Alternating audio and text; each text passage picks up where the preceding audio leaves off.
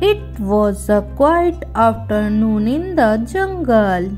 It was hot and everyone was either resting or sleeping, except the parrot and the naughty monkey.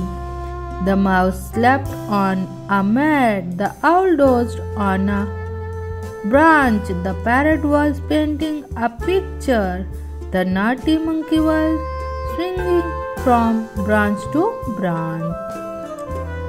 Suddenly there was a big spill. The owl nearly fell off the branch.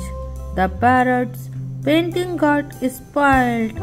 All this happened because the naughty monkey had rolled up the mouse inside the mat and sat on it. The mouse squealed.